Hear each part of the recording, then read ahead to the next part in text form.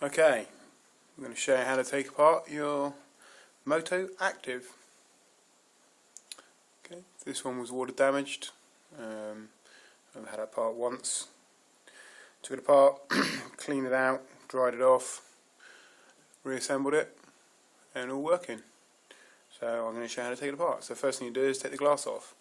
You're going to need a screwdriver, a little torque driver, a pair of tweezers. I'm using an actual specific tool for leaving open cases. You can get plastic and metal. This is a metal one. So first thing to do is put out the rubber grommet on the right hand side for the USB port.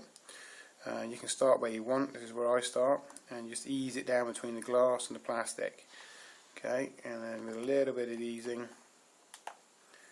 you will get it to pop open on one side, and then you can work your way around. Plastic one's probably better used just because you won't crack it. Once I've started it, I use my fingers just to ease the rest of it open. When I say ease, I mean ease. I'm just doing it gently.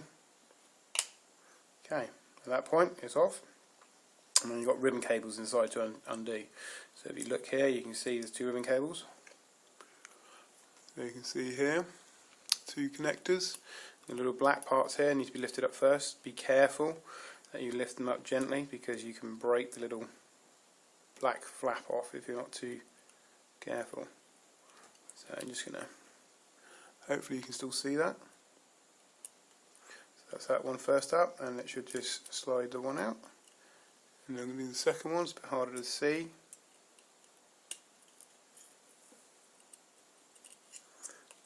Okay, let's just get another bite of that.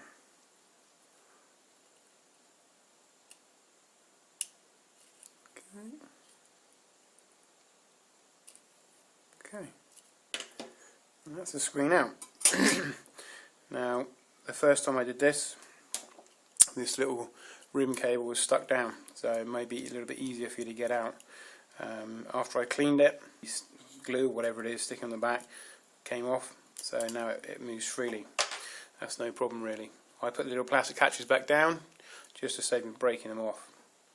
Okay, there's only one screw holding it in. You can see it just in there. Just in there. So use your torque driver. I don't know what size this is. It might be written on there. I just had a set. It's quite a small one. Okay, and we're just going to spin that out. Once it's out, a little tap, and we'll use the tweezers to get it out. There we go, we'll put that to one side. Then use the screwdriver again. Okay, so next thing is to lift the unit out. So again, just be gentle when you lift it out. I pulled from the USB side first. Now the headphone jack comes off separately, so it's quite fiddly putting it back in, but when you pull it out, you can just pull it out gently like that, and the assembly will lift up. Okay. Battery I've taped on there. Again, your battery is probably glued down. You can see the glue residue there. When you take this out the first time, you may find it doesn't lift as easy as that, and you might have to take the back side out first because there are two connectors underneath. So that's the headphone jack, and you can see this is the connector for the headphone jack. Again, this can peel up, but it's stuck on. Now it's stuck onto the base. Now the reason yours will be a little bit harder to come off or to get out is purely because that normally connects in here. And you can see, as I was talking about earlier, this is the same type of connector that's on the top, and you can see I broke the mine off on this one. That's how I know they're easy to break off.